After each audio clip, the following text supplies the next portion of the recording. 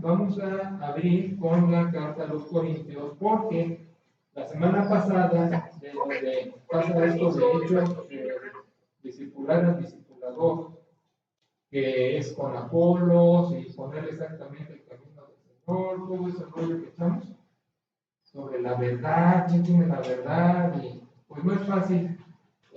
Tenía honestidad intelectual para decir que pues la verdad la tiene Dios, y que todos vamos trabajando en búsqueda de la misma, y que algunos tenemos, y me incluyo, perdón, mejores herramientas, pero el caso es que pues así es. Entonces, en Hechos 19 es un paréntesis ahí, y Pablo escribe las cartas a los Corintios. Y lo que voy a hacer, como tienen un periodo muy cercano, la primera y la segunda, las voy a trabajar juntas, 1 y 2 de Corintios. Van a ver qué riqueza, ¿eh? A mí me encanta ese trabajo de discipulado con el Nuevo Testamento, porque no hay mejor texto que la Escritura. Pero como anécdota, nada más, y hablando de la madurez de entender que la Biblia no es una diosa, como hemos subrayado aquí en este ministerio, porque normalmente en las iglesias se toma la Biblia como diosa, falta una carta, ¿eh? La primera y la segunda debería ser tercera, porque hay una segunda entre la primera y la llamada segunda. Hay una segunda, pero la perdida.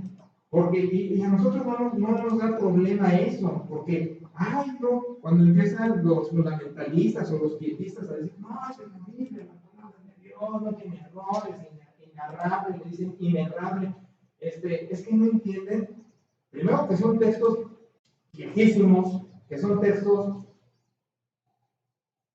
bueno, ya con decir viejos, ¿no? ¿Para qué digo más?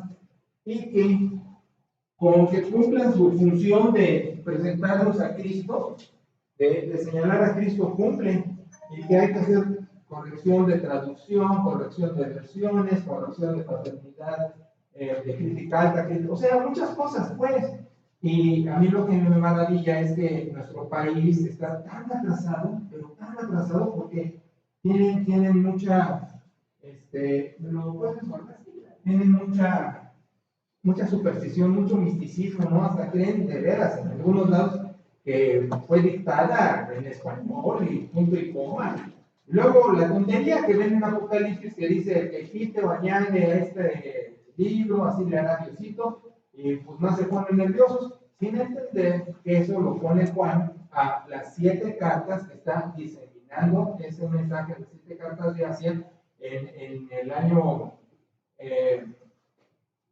100 por ahí, y que era muy importante preservar el material porque estaban en persecución, y Juan desde Patmos les dice: abusado, repartan esto y cuídenlo, preserven lo que es lo que está diciendo. Pero eso de que, ay, ¿por qué corregiste una expresión? Porque no está en griego, porque no está en hebreo, porque la. Y luego la otra, pasó por muchas manos. Es como la muchacha por la que no quieres tú salir porque ya fue novia en la prepa de todos, pero como no diga que te pela, pues bueno, vamos a salir con ella, pero ya está muy aplaudida, pues, como Acapulco. Entonces, pues la escritura pasó por muchísimas manos las copias, muchísimos, los hombres. Hay de copistas y de copias. O sea, a mí lo que me da risa es que la gente cree que esto como que lo encontró Harrison Ford cuando era el buscador del tesoro perdido, como se ven sus películas, y me encontró en un cofre y la trajo, y ay, Diosito mío. No, hombre, en esa madurez para entender, es un texto viejísimo, sí inspirado, pero también, ¿qué inspira a Dios? Los conceptos. ¿Qué es un concepto? Una idea. Y al inspirar la idea, el autor la desarrolla como mejor puede, en base a su mundo, porque no hubo magia de que me dio los conocimientos que tienen en el año 2020 para poder escribir Éxodo o Génesis. Imposible. O sea, digo, hacemos de eso tanta superstición y tanto misticismo que nos vamos de la realidad. El escritor sagrado recibió un concepto, lo plasma en base a lo que conoce de su época, y así lo pone. Círculo.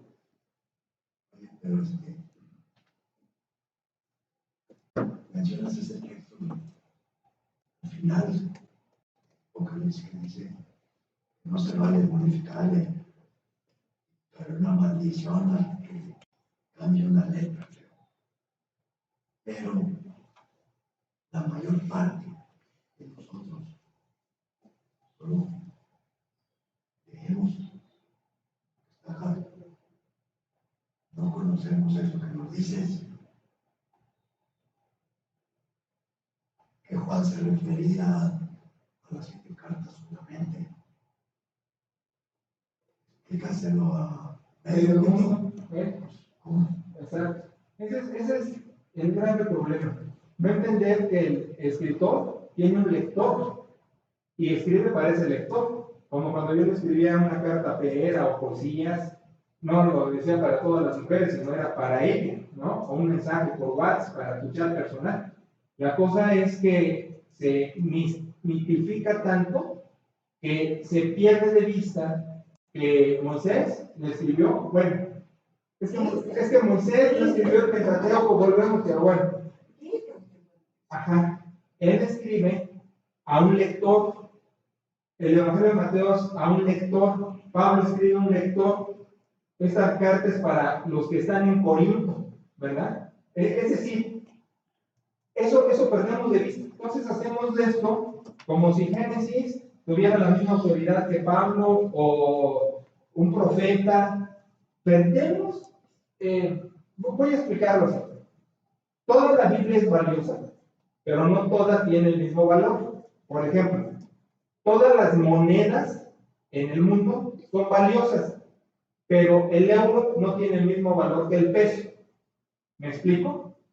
El peso vale, pero no vale igual que un euro. Toda la Biblia es valiosa, pero las cartas de Pablo valen más, por ejemplo, que un profeta. ¿Por qué? Porque el profeta escribe a Israel 1000 años antes de Cristo, con un mensaje profético contra el rey de Babilonia que los viene a atacar. Pablo está escribiendo a las iglesias ya formadas, Entonces eso, pues, como bien dices, la gente no tiene la capacidad de distinguirlo, porque lee esto por acá y pierde de vista, es un mensaje a 7 iglesias de Asia, porque igual no solo es ese texto, sino vamos a leer el Apocalipsis para ver el fin del mundo. No, pues, el fin del mundo mejor se lee en Mateo, los últimos capítulos, cuando es la parucía. Pero sí estamos acostumbrados. Más bien mal enseñados. Un texto, el de la misa. ¿Sí? Exacto. Tienes toda la razón. Y esa enseñanza o esa costumbre es de formación. Es como los libros nuevos de texto para la primaria, como dijiste, y todas esas barbaridades, ¿verdad? Es exacto. Y esa ha sido mi queja en todo mi ministerio, fíjense. He penado, y porque sí ha sido así, con pena, he navegado muchos años en Convención Nacional, en Convención Regional. Una vez hice un libro para la Convención Nacional, fue un libro, o sea, no sé cuántas páginas se recordarán, pero era un libro choncho, repartido a maestros de seminarios, a directores de seminarios, a pastores, a líderes de la Convención Nacional. Fue un libro que hice ese repartidero, haciendo ver precisamente todas estas deficiencias. Y el liderazgo de la Convención Nacional, la gente más renombrada y algunos de otros directores de seminarios del instituto, uno me contesta, es un problema que escribas cosas tan gruesas. No, una cosa, está documentado, por favor léelo, instrúyete, ¿no? Pero no pasó a más porque precisamente decían, es que hay que estudiar, es que me da flojera, es que para qué les digo a la gente eso, mejor agarro la Biblia, la espiritualizo y le digo que Diosito, aquí encuentro 3 puntos. Y es la misión que traemos en las iglesias. Es lo que iba a decir, como que son indolentes a una herramienta que pueden usar. Efectivamente implica más trabajo, por ejemplo, el sermón expositivo, que fuiste a dar cursos de sermón expositivo y todos ahí muy contentos, y a la mera hora nadie lo aplicó. Exacto. Entonces esa es la cosa. Y otra cosa que iba a decir en cuanto a lo que decía de los mensajes proféticos. Sin duda tienen verdades muy aplicables para nuestros días y nuestro tiempo. pero no se debe tomar tan literal todo el mensaje de juicio porque era para un momento específico con un pueblo. Por ejemplo, en Isaías, ese versículo 41:10, pues es una verdad extraordinaria. Pero no puedo tomar el juicio de Isaías o la denuncia de juicio como algo y así predicar. En exégesis le decimos un principio transcultural. ¿Cuál es el principio transcultural? El concepto inspirado. Lo tomo, pero necesito hacer exégesis para saber cuál es, y lo sacudo. ¿Y qué le sacudo? El bagaje histórico que pertenecía a esa cultura, a su idioma, a sus problemas, a su rollo, y el principio lo traigo a mi cultura con una aplicación pertinente a mi día. Exacto, sí, tú. Pero radica en la idea general de que es palabra de Dios, la Biblia. Sí, exacto. Es imposible porque es como decirle al pueblo mexicano que la guadalupana es una muñeca pintada en ficción y que no solo no es nuestra, sino que no es original de México, sino que la trajeron de España, que la trajo Cortés, con el otro nombre, y que Guadalupe me quiere decir estas cosas. Pues sí, me van a quitar. Y esa ha sido mi frustración, estar educado y que no tienen educación. Y lo que mencionaste, llevamos a la convención de Veracruz porque tenía yo el liderazgo en la regional, ya después ya también me aburrí. Aquí tuve también en la regional, pero llegó hasta mi momento que también me cansé, y una cosa que me cansó mucho fue que uno dijo, vamos a uniformar a las iglesias, vamos a decir exactamente lo mismo todos, y vamos a tomar la cena del Señor con pan y sin levadura, porque así lo es en el Evangelio. Me tuve que parar por enésima vez y decir, es que eso era la Pascua. Y además la cena del Señor es una comida, ve por favor Corintios 11. O sea, ya me aburrí, ya mejor me rendí. Pero, ¿no? Ni leen con detenimiento. Exacto, leen sin leer. Yo he dicho leen leyendo. Llevamos a mi maestro de sermones positivos, de exégesis, a Veracruz, damos todo el rollo del sermón expositivo, y estaban todos los pastores. Se echó 3 días, 4 días, no sé, de sol a poco, echándonos todo el verbo. Termino, le agarraste la onda, le entendiste, dices, sí, ok, ya se largo viejas, ok, ahora un seguimiento, ¿cómo te ayuda? No, ¿sabes qué? Es que yo prefiero siempre sacar los 3 puntos, es más fácil, o leer este librito que ya trae los quejos. Ay, Dios mío. Bueno, vamos a Corintios.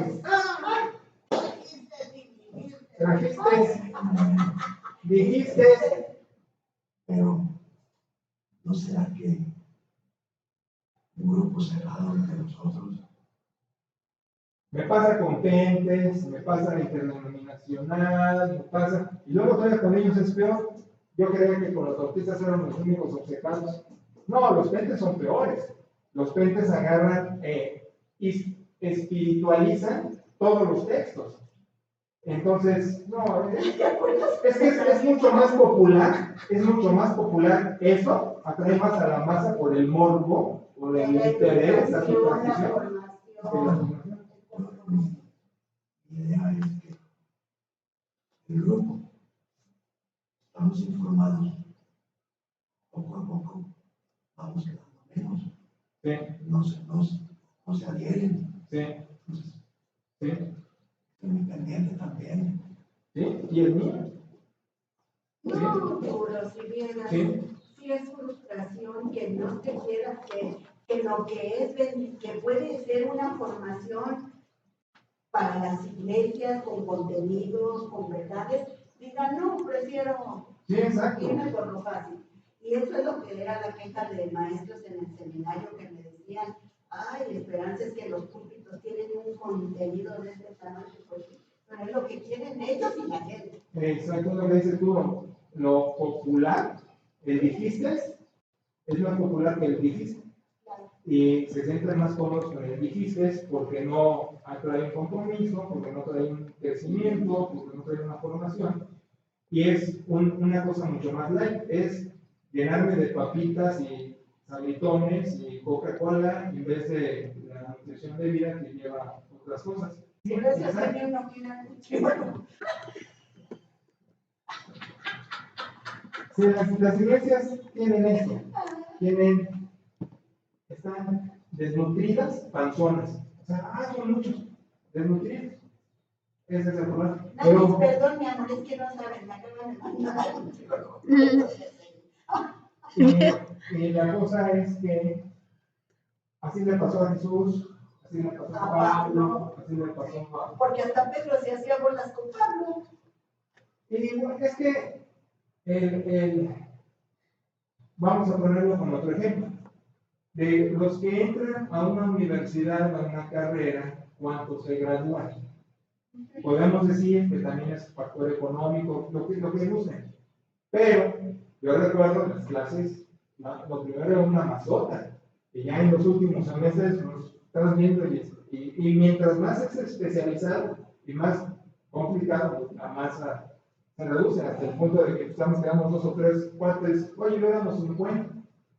Bueno, todo esto es para empezar la carta a los corintios. Así debería de ser, pero así lo vamos a dejar. Entonces, empieza la lectura. A mí me gustó esta expresión de Pablo. La 3, el verso 3. No, la 1, llamando a ser apóstol por voluntad. Bueno, y esta voluntad de Dios, acuérdense de lo que hemos mencionado, que le dice a Pablo, o le dice al que va a orar por Pablo para que pueda ver, porque va a ver cuánto él tiene que padecer por mi nombre. O sea, ahí está la lógica. Bueno, entonces, Pablo se dirige a Corinto, y como lo mencionamos en Gálatas, la iglesia es local. Este es otro problema de mencionar la universalidad de la iglesia. Es decir, que hay una iglesia universal, es decir, que hay una iglesia invisible de todos los cristianos. Vamos a ser más precisos. La iglesia es local, porque se ve y se toca, es tangible. Tangible quiere decir ver y tocar. Entonces la iglesia se identifica, se conoce, se ubica, se ve pues la iglesia, ¿ok? No hay una iglesia invisible, pero lo que sí existe es el reino, que el reino es, pero ya entramos a otra dimensión. Ahorita yo quisiera hacer muchas bromas respecto a eso por lo que acabo de pasar en los noticieros de pilotos gringos, pero me voy a abstener. Entrar a otra dimensión es hablar del reino. Y hablar del reino ya obviamente rebasa espacio-tiempo. Entonces le decimos en teología el absolutismo de Dios. ¿Qué es el absolutismo de Dios? La dimensión donde al no haber espacio-tiempo, pues simple y sencillamente no podemos manejar ni diseñar. Simplemente decimos el absolutismo. En este absolutismo está el fenómeno que sí mencionan las escrituras, de que Dios, al no estar sujeto a espacio, al no estar sujeto a tiempo, ya ha logrado, y llamo logrado, que está mal, pero es como si hubiera empezado, pero Dios ya tiene, quizás es mejor, ya tiene el universo compactado en su voluntad, por eso es reino. O sea, ¿qué estoy diciendo? Ahí estamos todos. Ahora, ¿cuál es el sentido de la creación? La oportunidad de que en la dimensión, con espacio-tiempo, participemos. Y entonces es donde ha habido nacimientos y generaciones, y el abuelito, y el nieto, y así. Y Dios tiene la facultad, por eso es Dios, de vivir el espacio-tiempo con el parágrafo. O sea, estando en el absolutismo, el reino, ya todos ahí brincando bien contentillos, con el parágrafo está viviendo la cronología, los eventos. Ahora, sí, exacto. Y hay que tener una cosa muy en cuenta. En espacio-tiempo irrumpe el logos. Jesús, el Cristo. Porque en el reino, en el absolutismo, que ya está todo consumado, que ya está todo hecho, en el espacio-tiempo, y voy a usar la expresión de Jesús, es necesario, ha sido necesario que el Logos participara por un breve tiempo del espacio-tiempo. Entonces está interesante, pero volvemos al punto. En este universo, en esa dimensión, ya todo está logrado. En este universo que comprende espacio-tiempo, estamos en los procesos. Entonces, en el absolutismo ya no se llama iglesia, se llama reino. En la dimensión del espacio-tiempo se llaman iglesias locales. Por eso no hay una iglesia universal, está el reino. Y en el espacio-tiempo, las iglesias locales. Creo que fue la mejor manera de poder explicar algo que está medio canijo, ¿no?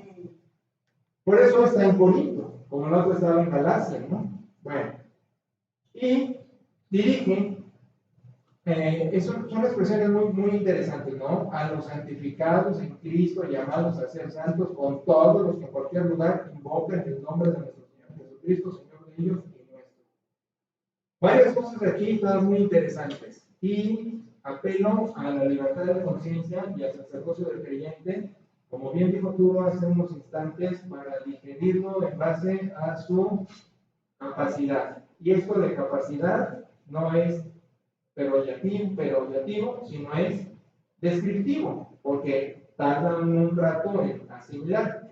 Ahorita lo que dijo Turo fue muy importante, ¿no? Porque él mismo, como ejemplo, ha pasado procesos en este tiempo de asimilar las verdades, porque no es cosa fácil decir del texto y todo eso, y bueno, cosas así. Entonces, punto número 1, santificados llamados a ser santos, es un sinónimo de cristiano, eso no es ningún problema, creo que todos lo entendemos, ¿verdad?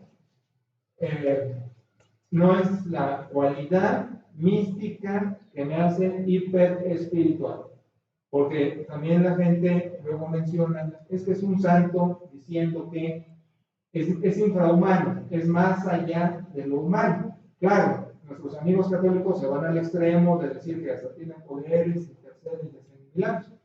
Pero nuestras iglesias bíblicas dicen, es que es un santo, o me acuerdo de Santa Madre, que decía del pastor, es que es un hombre lleno del Espíritu Santo, y lleno del Espíritu Santo también entendían que era así como mágico.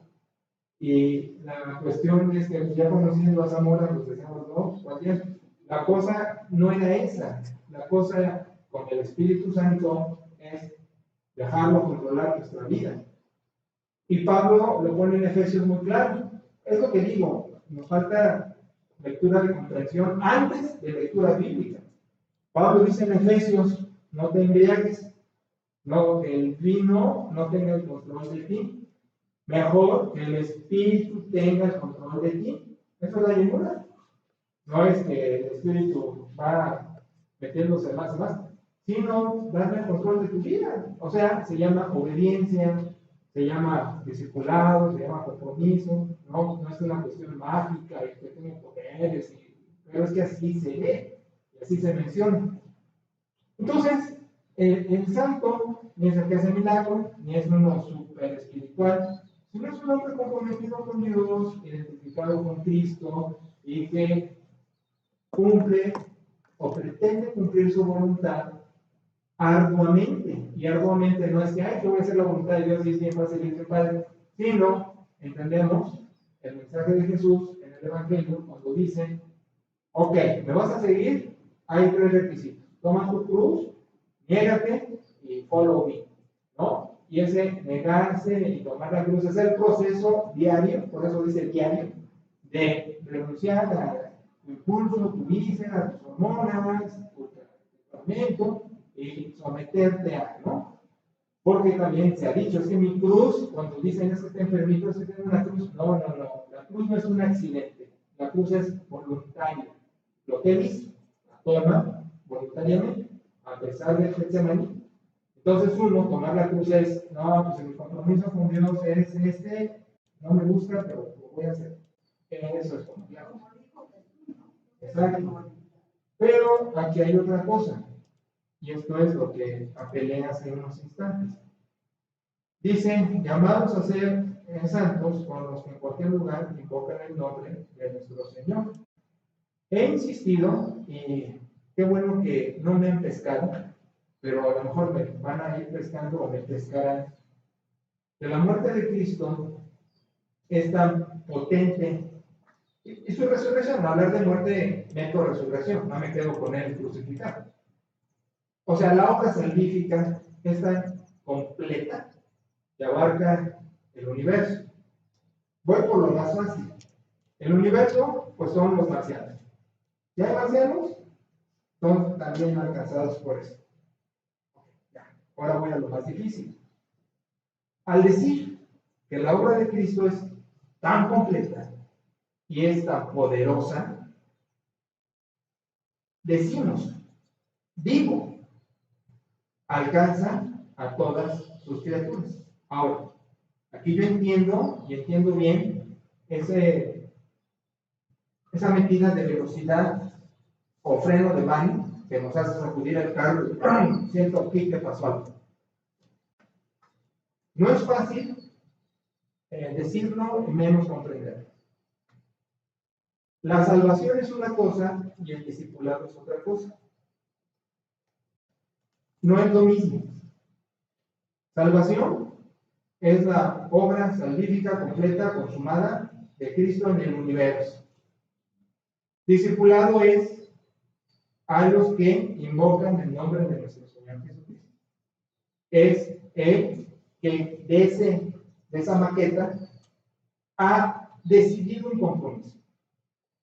Miren, yo crecí en una iglesia, hijo, es un párrafo enorme y tenía la intención de hablar me dice el oye, no, es que estás como dividido, todos son uno mismo, sí, ¿no? Nada más que será tú y yo, pero aquí todos, de lo que habla Pablo, ¿no? Pero bueno, el asunto aquí de los llamados que invocan el nombre de Jesús, somos los que hemos aceptado el discipulado. ¿Qué les estoy diciendo? Les estoy diciendo que cuando Jesús dice sígueme, mucho ya lo hemos hablado aquí, trae estas dos cosas que en castellano están separadas. Sígueme y hazte mi discípulo. Esa es una sola en el idioma de la Biblia. Hubo gente que decide no seguir a Jesús, efectivamente, y no pocos, muchos deciden no seguirlo.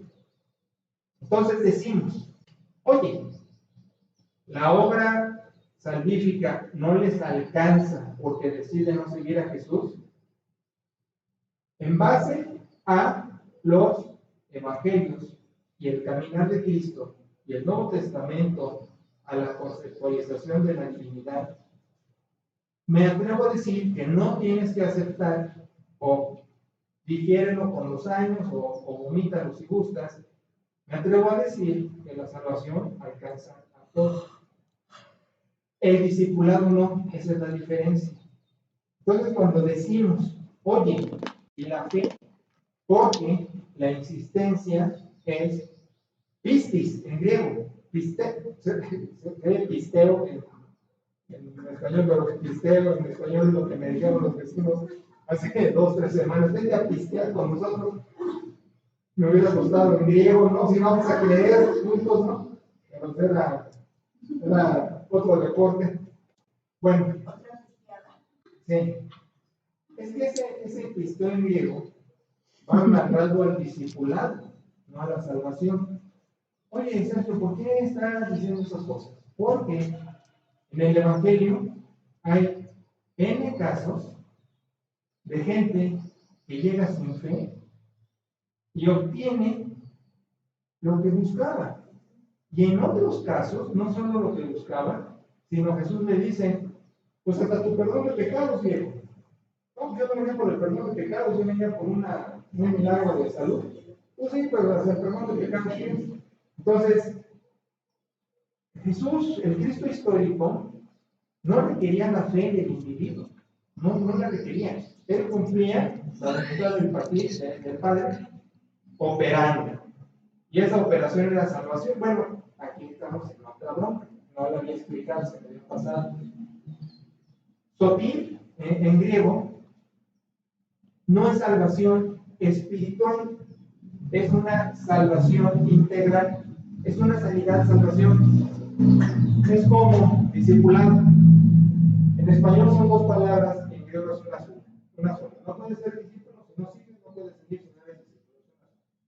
En griego, eso de salvar lleva a fuerza a sanar, van amarradas, es una sola, no son dos. Tú en español dices, me sanó el doctor, y me salvó Cristo. Y en griego es una, te salvó el doctor, te sanó Cristo. Es una sola palabra. Esas complicaciones teológicas las resolvemos con lo que les estoy diciendo. Si yo puedo asimilar la tarea, el ministerio de Jesús, que vino al mundo por el mundo per se, entonces puedo distinguir una expiación universal, pero el discipulado no es universal. El discipulado sí es en base a, y voy a usar la palabra teológica, a una elección.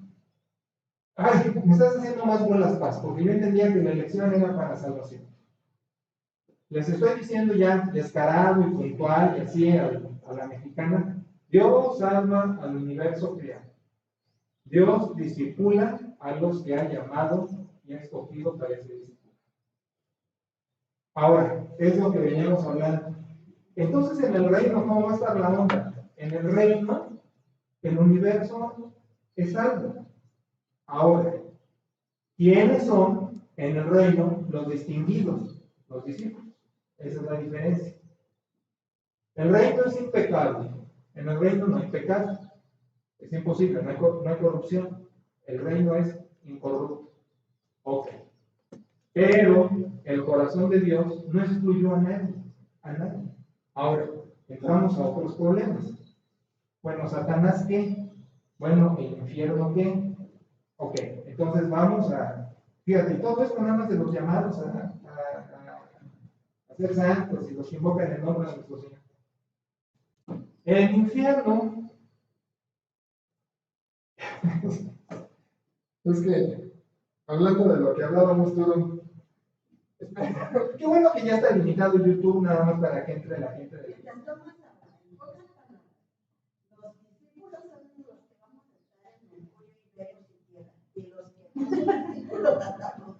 El infierno,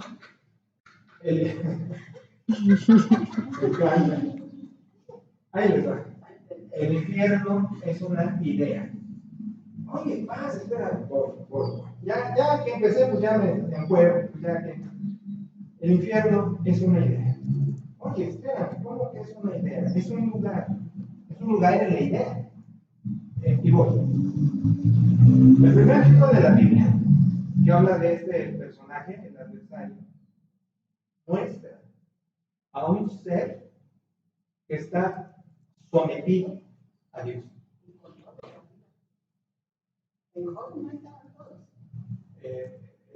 O sea, si tú hablas de la junta, ¿no? Los hijos de Dios. Sí.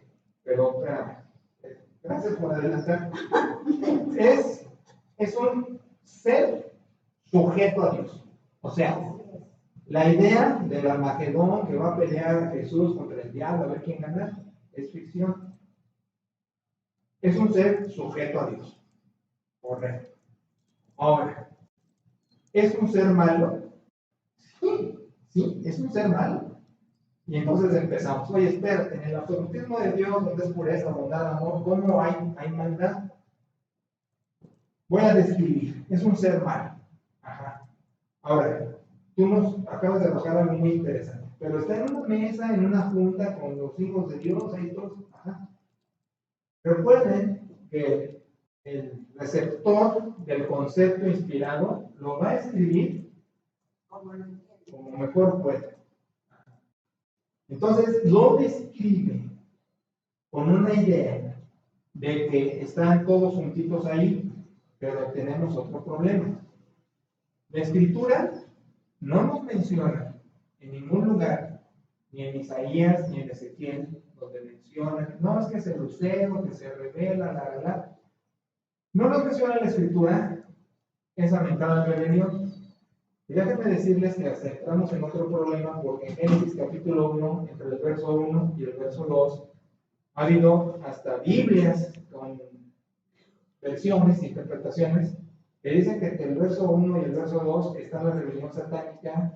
La Biblia de Scofield es la que lo maneja, y dice que entre esos dos versículos hay un problema en el cielo, porque después todo quedó en caos. Lo que dice el verso 2 no es caos. El verso 2, y es una expresión graciosa en hebreo, tohu babohu, suena todo baboso, ¿no? Tohu babohu en hebreo es vacío, deshabitado, o sea, no hay nadie. Entonces, dice el verso 1, crea Dios. Y ahora va a empezar la descripción, pero primero estaba todo deshabitado. Entonces dice, como mejor puede, el que escribe Génesis, pues la empieza a llenar, y empieza a hacer esto de día 1. Ahora, al no tener el origen de Satanás, porque yo sé esos textos proféticos, que es que era lucero, que era bello, que se revela. Acuérdense que el escritor sagrado escribe a un lector, y lo que escribe el profeta, por eso es material profético. Material profético quiere decir antagónico, es una guerra, es una pelea. La escribe contra el rey en turno, que invasor u opositor con Israel, su religión. Entonces el profeta tiene que bronquearse con el rey en turno, príncipe en turno, rey en turno. Y esas descripciones son de los asirios, babilónicos, persas, engreídos, que se sienten en mucha pieza, y por eso quieren tumbar a Israel. Ahora, al no espiritualizar esos pasajes, tenemos que concluir que la mención de Satanás, perfectamente narrada en el Nuevo Testamento, no nos pone ni origen ni propósito claro, solo veladamente que nos quiere poner zancadilla y que al final pierde. Ahora, ¿qué es todo lo que les estoy diciendo? Lo que les estoy diciendo es eso.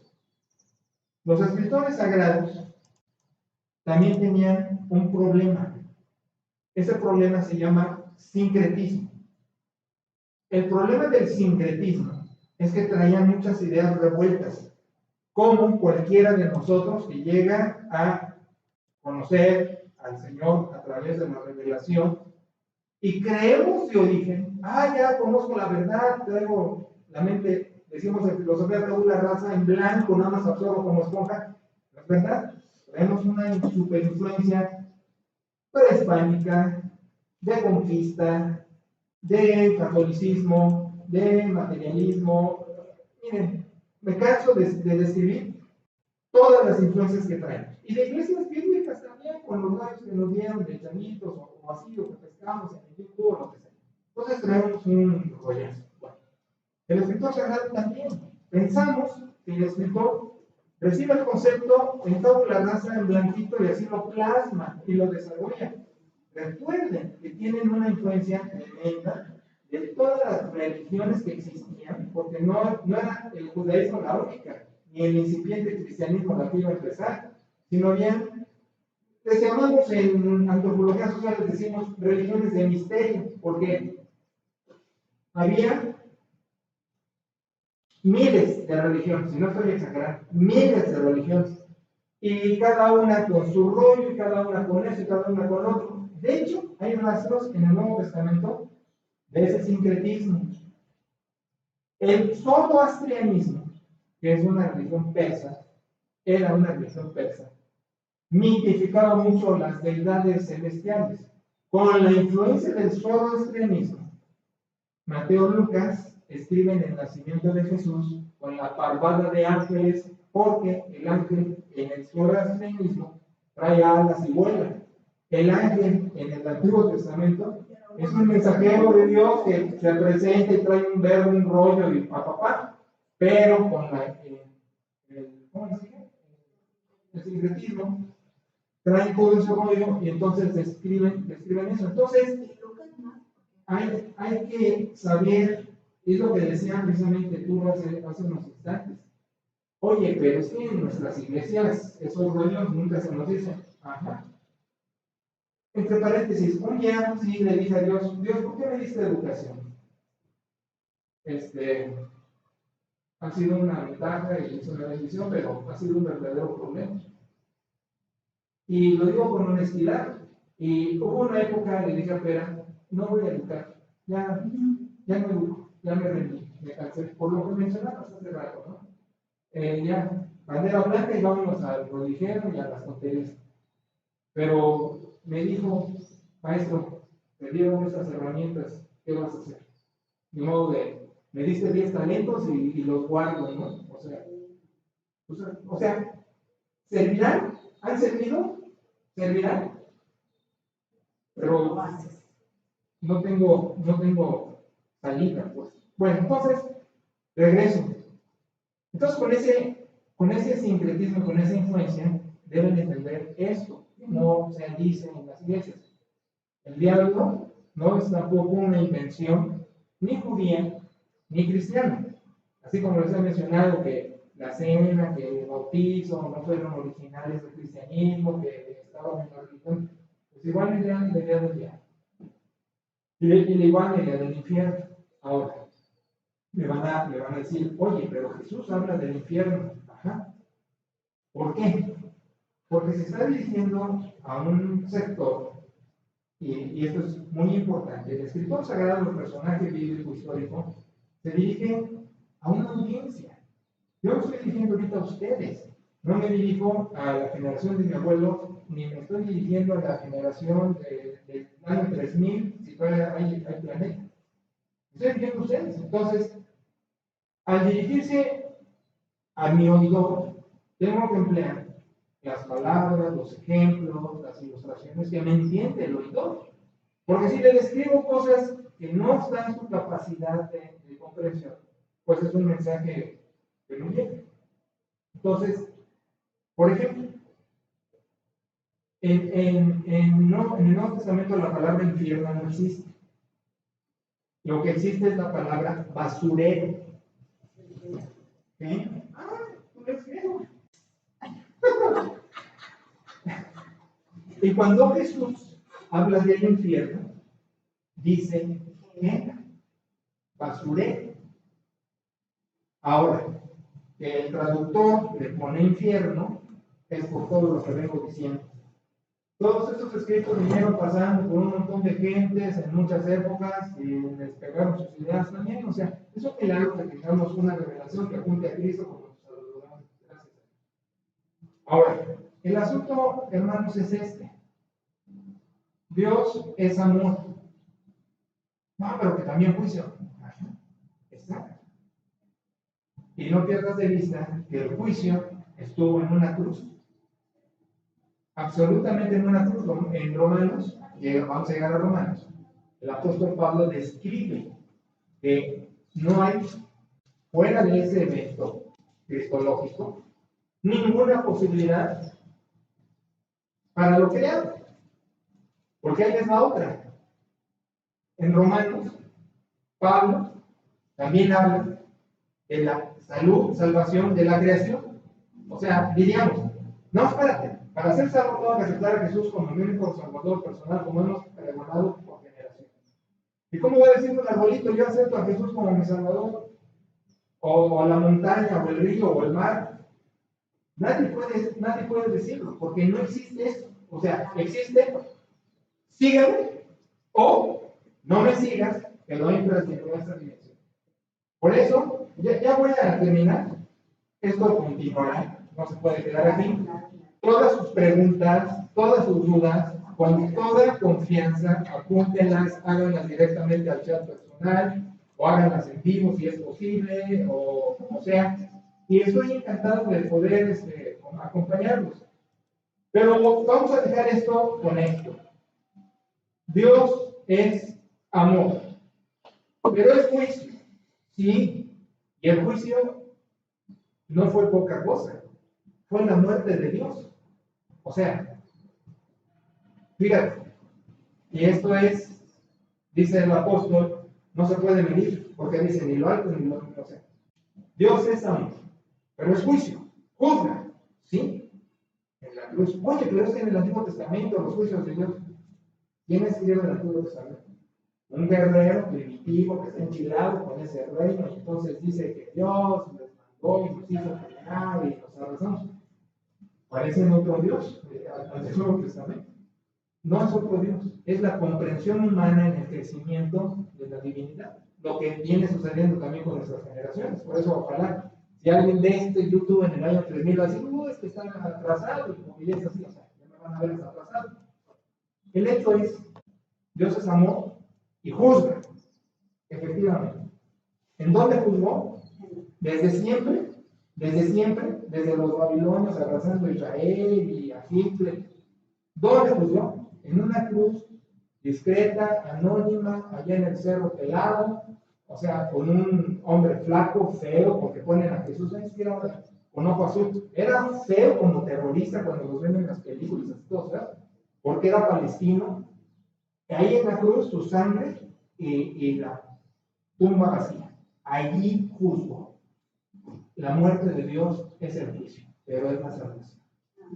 Ahora, surge todo esto. Pero los malos, ¿qué va a pasar? Bueno, en lo absolutivo, en el reino, es impecable.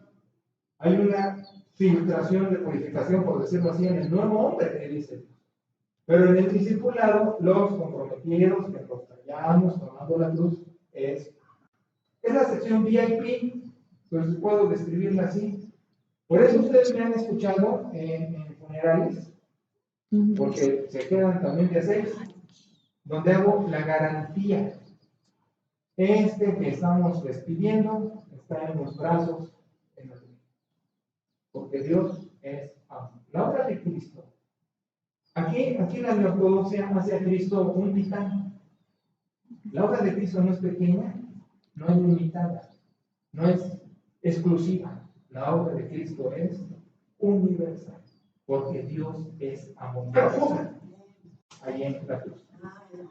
Tú le tenías una manita, ¿sabes? O 2 o 3 cosas. Sí. Esto que mencionaste de para una audiencia, un mensaje. Imagínate que llegue a la audiencia el padre Pistolas, te van a juzgar de no te van a aceptar. Entonces eso sucede también. Las ideas se aceptan. Es eso. La otra es que pasó mucho tiempo para que yo entendiera por qué en el Antiguo Testamento era Dios de los ejércitos. ¿Cuáles ejércitos? Es porque se dedicaban a la guerra. Además, Sabaoth, las estrellas, es el ejército celeste. Y en Isaías lo describe más de las estrellas. Sí, tienes toda la razón, tú. Y nada más como comercial a lo que viene, que era lo que vamos a ver, esto de las ideas y la aceptación de las ideas que causan las divisiones. Es el problema, precisamente, exactamente. No, empieza así, es lo que vamos a ver. Yo me quedo con esta idea, y al final todos somos uno mismo, como dice, me dijo Lorenz, no maestra, estoy diciendo lo que dice esto, pero ya ves, no es Timbiriche, sino es todos somos uno mismo, porque a pesar de las ideas, pero eso es lo que ya quedamos para la próxima, nada más ahorita quedamos así. Bienvenido, Michelle. No, tú sí te concentraste mejor, Michelle, y si no era tú